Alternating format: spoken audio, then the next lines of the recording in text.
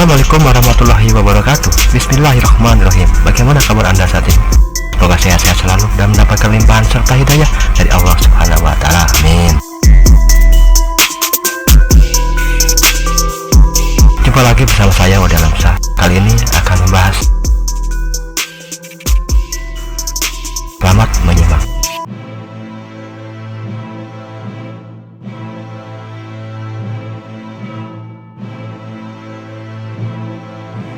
Kapur barus atau kamper buatan Indonesia ternyata diminati masyarakat dunia ribuan tahun lamanya, sejak zaman Fir'aun, Mesir kuno hingga era perdagangan rempah-rempah Eropa. Kamper dari daerah barus ini menjadi magnet perdagangan dunia.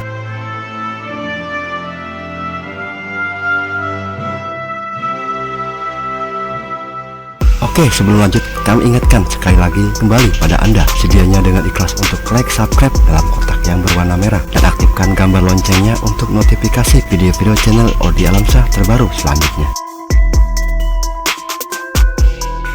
Jika Anda suka dengan video-video kami, klik like dan jangan lupa bagikan ke saudara-saudara, teman-teman, dan orang-orang yang membutuhkan video dari kami. Kritik dan saran serta idenya dari Anda silakan ketik di kolom komentar demi kebaikan dan kelangsungan channel ini. Terima kasih.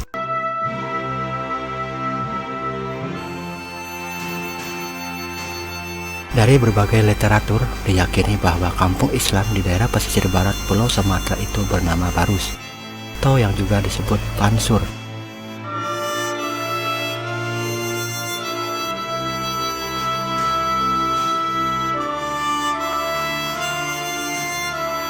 Kampung kecil ini merupakan sebuah kampung kuno yang berada di antara kota Singkil dan Sibolga, sekitar 414 km selatan Medan.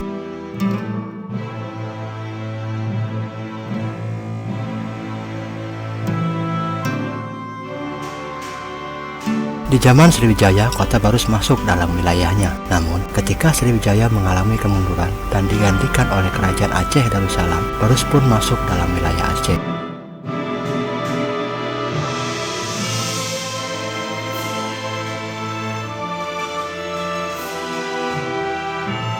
Kemungkinan besar Barus merupakan kota tertua di Indonesia, mengingat dari seluruh kota di Nusantara hanya Barus yang namanya sudah disebut-sebut sejak awal Masehi oleh literatur Arab, India, Tamil, Yunani, Syria, Armenia, Cina, dan sebagainya.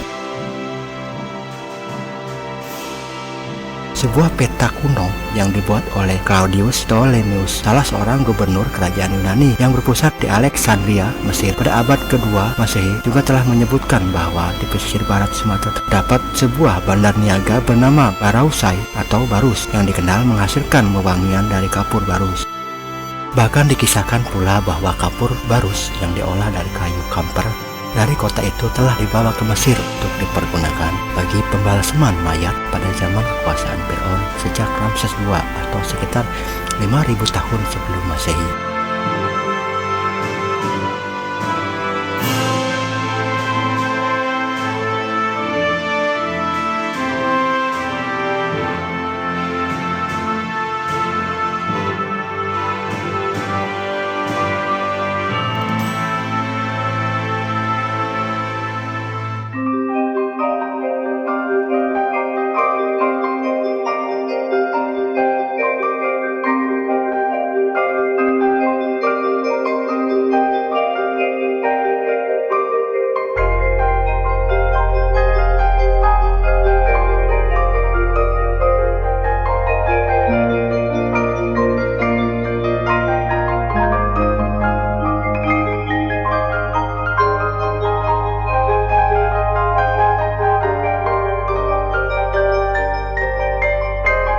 Berdasarkan buku Nuk Batudar karya Ade Maski, Barus juga dikenal sebagai daerah awal masuknya agama Islam di Nusantara sekitar abad ke-7 Masehi.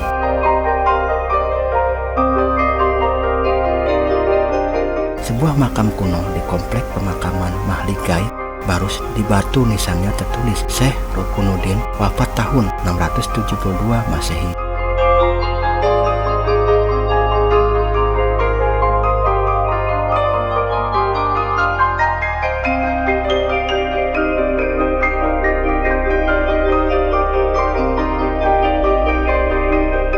Ini memperkuat dugaan bahwa komunitas Muslim di Bali sudah ada pada era itu.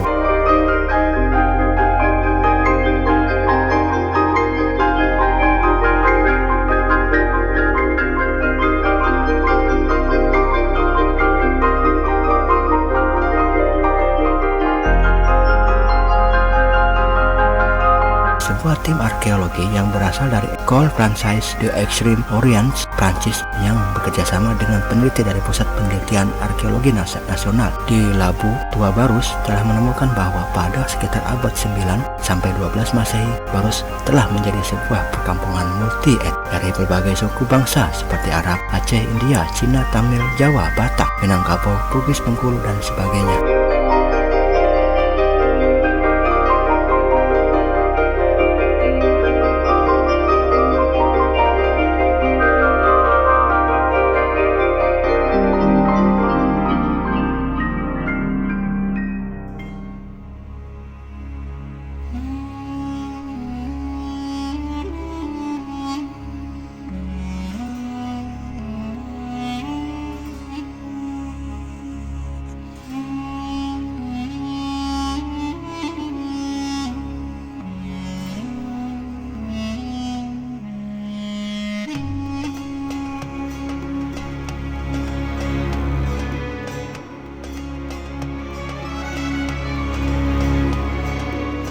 Tim tersebut menemukan banyak benda-benda berkualitas tinggi yang usianya sudah ratusan tahun.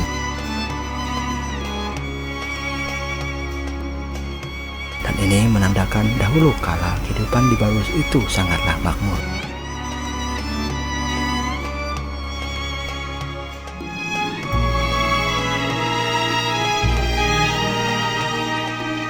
Di Barus dan di sekitarnya banyak pedagang Islam yang terdiri dari orang Arab, Aceh, dan sebagainya hidup dengan berkecukupan.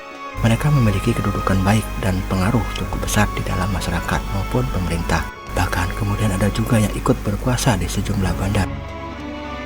Mereka banyak yang bersahabat juga berkeluarga dengan raja, adipati, atau pembesar-pembesar Sriwijaya lainnya.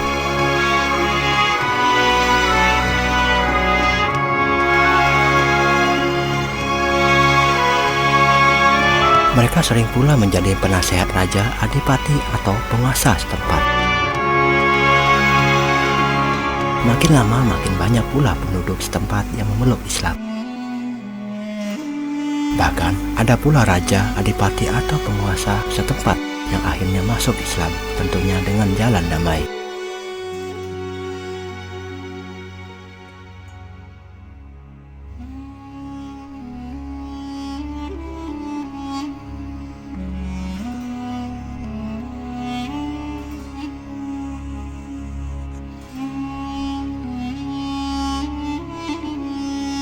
Sejarawan T.W. Arnold dalam karyanya The Phrasing of Islam 1968 juga menguatkan temuan bahwa agama Islam telah dibawa oleh Mubalik Islam asal Jazirah Arab ke Nusantara sejak awal abad ke-7 Masehi.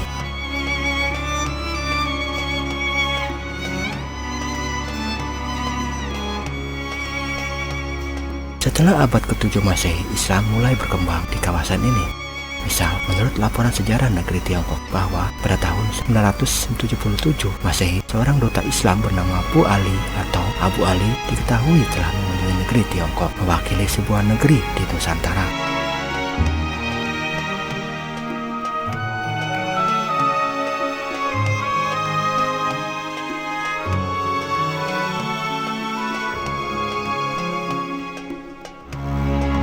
Bukti lainnya di daerah Leran Timur. Sebuah batu nisan kepunyaan seorang muslimah bernama Fatimah binti Maimun tanggal tahun 1082 telah ditemukan.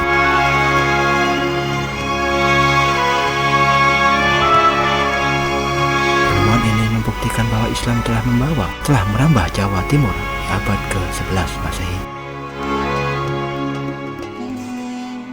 Dari bukti-bukti di atas dapat dipastikan bahwa Islam telah masuk ke Nusantara pada masa Rasulullah masih hidup.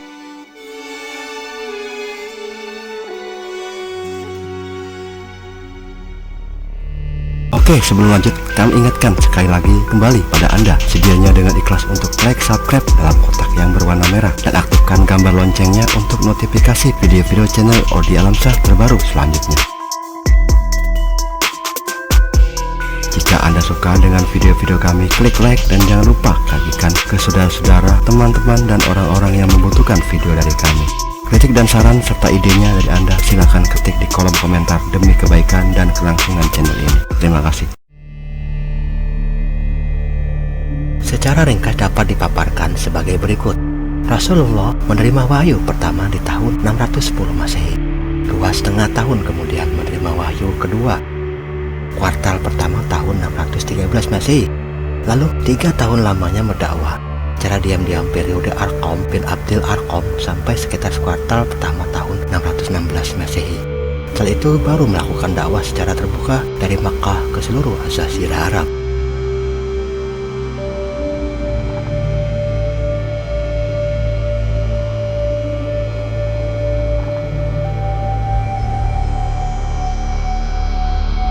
Menurut literatur kuno Tiongkok, sekitar tahun 625 Masehi, ada sebuah perkampungan Arab Islam di pesisir Sumatera Barus.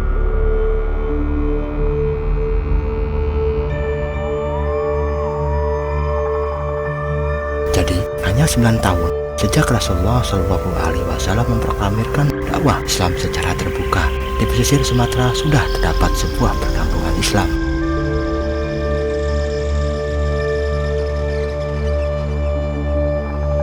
Selaras dengan zamannya, saat itu umat Islam belum memiliki mushaf Al-Quran, karena mushaf Al-Quran baru selesai dibukukan pada zaman Khalifah Utsman bin Affan pada tahun 30 Hijriah atau 651 Masehi.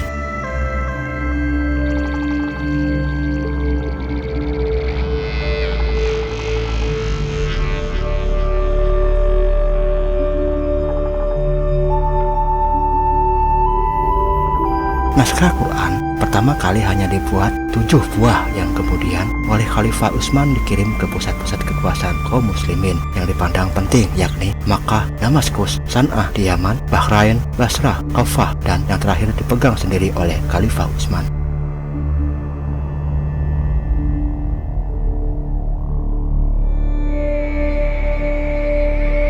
Naskah Quran yang 7 itu dibubuhi cap kekhalifahan dan menjadi dasar bagi semua pihak yang berkeinginan menulis ulang.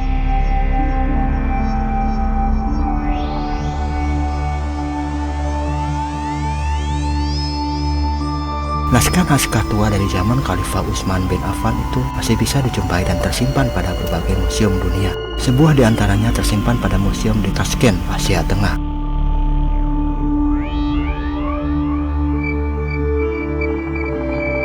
Mengingat bekas-bekas darah pada lembaran-lembaran naskah tua itu, maka pihak-pihak kepurbakalaan memastikan bahwa naskah Quran itu merupakan Al-Mushaf yang tengah dibaca Khalifah Utsman waktu mendadak kaum pemusuh di ibu kota menyerbu gedung kediamannya dan membunuh sang khalifah. Demikian sekelumit uraian video ini. Kami minta maaf dari setiap kesalahan dan kekurangan yang datangnya hanyalah dari kami sebagai manusia. Dan kebenaran dan tentu kesempurnaan hanyalah milik Allah Subhanahu wa Ta'ala. Semoga video ini bermanfaat. Wallahu a'lam bishawab. Wassalamualaikum warahmatullahi wabarakatuh. Terima kasih.